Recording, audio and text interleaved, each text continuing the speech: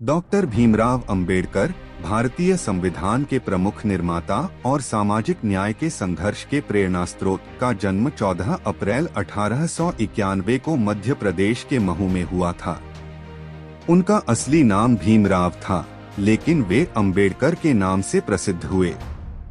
वे एक दलित परिवार से थे और उनका जीवन सामाजिक भेदभाव, गरीबी और उत्पीड़न के खिलाफ संघर्ष का प्रतीक बन गया।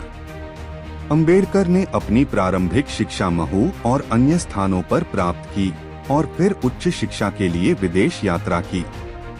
वे 1916 में कोलंबिया विश्वविद्यालय, न्यूयॉर्क से एमए और फिर लंदन स्कूल ऑफ इकोनॉमिक्स से कानून और अर्थशास्त्र में डॉक्टरेट की डिग्री प्राप्त की।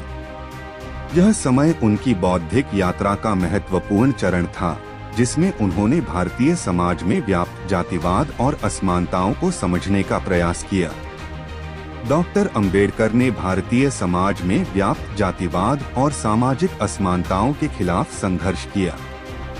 वे भारतीय नागरिकों के समान अधिकारों के पक्षधर थे और उनकी प्राथमिकता गरीबों, श्रमिकों और दलितों के अधिकारों की रक्षा करना था।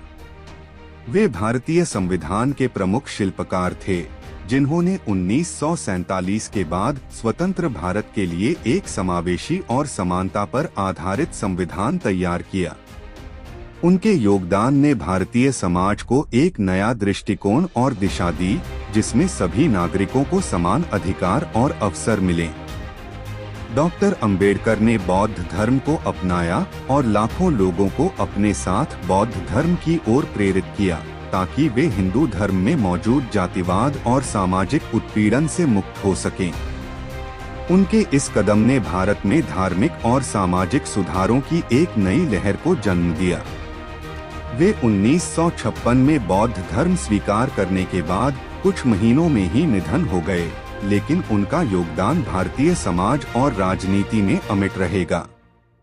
उन्हें भगवान बुद्ध का दूसरा अवतार भी कहा जाता है, क्योंकि उन्होंने भारतीय समाज में बौद्ध धर्म के प्रचार प्रसार को नया आकार दिया। डॉक्टर अंबेडकर का जीवन भारतीय समाज के लिए एक प्रेरणा है। उनके विचार और कार्य आज भी समाज के सबसे कमजोर वर्गों के लिए प्रेरणा का स्रोत बने हुए हैं।